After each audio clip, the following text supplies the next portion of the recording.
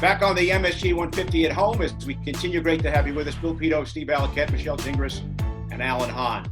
Valley, to you, there's been talk about a single location for the entire NHL to go to and potentially resume the schedule. Hypothetically, if you were still a player and you may have needed the check, would you be willing to leave your young family with your two young sons to maybe be away for a month or 6 weeks? May have needed the check. I always need the check, Bill. And I always pick up the check when I'm with you. But I'll tell you what, That's a lie.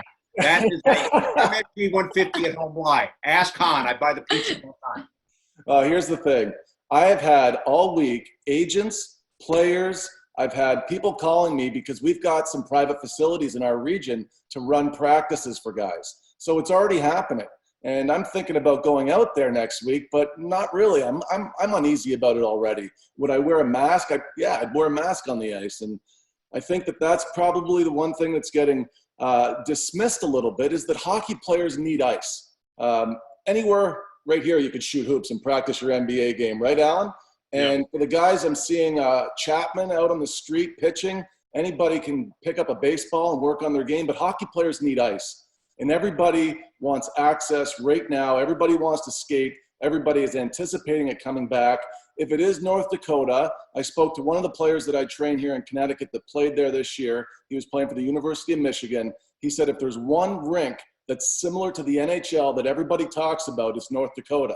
They have a low population density in North Dakota.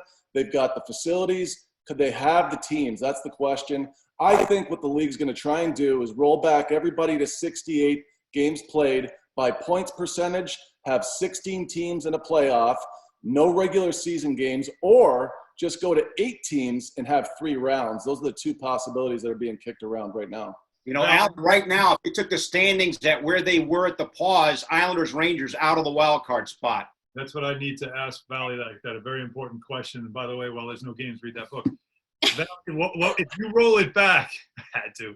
If you roll it back, what does that mean for the Islanders? Because is it about points now, or is it about percentage? Because they were right now in the standings, they're 1 point out of a playoff spot. Yeah. And the Rangers are 2. You know what's interesting, Alan? This helps and serves your Islanders better than anybody because they've lost their last 7 games, but based on points percentage, they're in. They're in. They're ahead of Columbus. Columbus won their last game. They have more points, but by points percentages at the 68-game mark, the Islanders would have the 2nd wild card spot. So they're in. Yeah, you're in by the skin of your teeth. The Rangers get hurt the most because they were close, guys. They were 2 points out with 12 games to play. They were close. They were building something. And you know what? Even if the Rangers didn't get in, they miss out on that experience for this young group that made so many strides forward. Unfortunately for them, they kept their culture. They kept everything they had going and building with the team, but they don't get that experience. They get hurt the most. The Devils, they're probably celebrating the fact their season's over. They were in 26th place, and they're out. But you know what, Alan? I was with the Islanders that year in 2000 when you were covering us with Newsday, and it was the same thing. The last 2 months of the season, we couldn't wait for it to be over, you know? And we were just playing it out. And that's just the way Yeah, exactly. How did you write about us? You know, that would have been hard. So you know the deal. You've lived it, and so have I. And it's the Devils were the biggest winners because it was over. I think there's a lot of question marks for the Rangers in the off season, and I'm curious to see with Henrik Lundqvist how this season, what this season now means for him. And I wonder too about the teams like the Rangers that are on the bubble. Is that fair? Is this a fair way to end the season as well? And to protect the integrity of the Stanley Cup, which is such a grind to just get there. Yeah, no, look, to all those points, there's a lot of teams that are going to be pretty upset with what's going to happen because they were close. The integrity of the cup is in place if there's 3 rounds. But if you go fewer, or if you go to my previous idea, Michelle, you said you're missing out on March Madness. I like that idea for an NHL playoff bracket, but you'd have an asterisk next to that cup winner, certainly. But you know what, Valley, in the history of all the sports and all the championships that we talk about, I think the Stanley Cup is the one that we all know, the trophy-wise, has the most history, right? Yeah. As far as North American sports, and everybody wants to throw the World Cup thing at me, that's fine. But it's Stanley Cup, to me, is the one trophy in North American sports that has the most history. And with that also, there's been champions of the Stanley Cup that names are on that cup when they just randomly challenged another team back in the early 1900s, right? Like it became like the Seattle Metropolitans want to challenge the Canadiens, so they play for the cup. Like that's how it used to be. And there was also a time where the league was 6 teams. And there was also a time where you only had, 2 rounds to get in. So I kind of feel like even if they had to truncate the playoffs to win a cup, you still have a cup winner.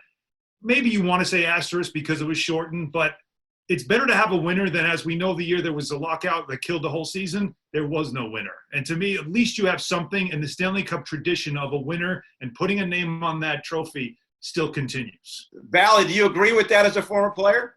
Look, I'll tell you what, if I won a cup under any circumstances, any conditions, I'd be happy to wear my ring. Right, Alan? I mean, a championship to me is a championship. A number of years are going to pass, and nobody's going to remember how you won it, but you've got a ring to prove it. That's something that I would take personally the same way if it was done with a 16-team in 4 rounds. They take away with the Devils winning in '95. Was that a cheapen because they didn't have to play a full season? No. Nobody talks about that. Mm-hmm. So, yeah, no, I'd say, guys, it's all about winning. And you know what? The NHL has to put out some type of product to help them recoup the money they're going to lose. It's always going to come back to that. Next year is going to be hurtful for all of the players. They could be looking at 35 and 40% escrow. I think that's something the league can't handle. The salary cap is something that's going to drive everybody nuts. That number might come down to 70 million from 81 million. And Michelle, you're talking about Henrik Lundqvist.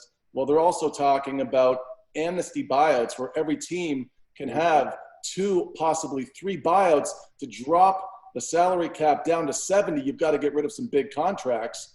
Henrik Lundqvist probably falls into that conversation for the Rangers.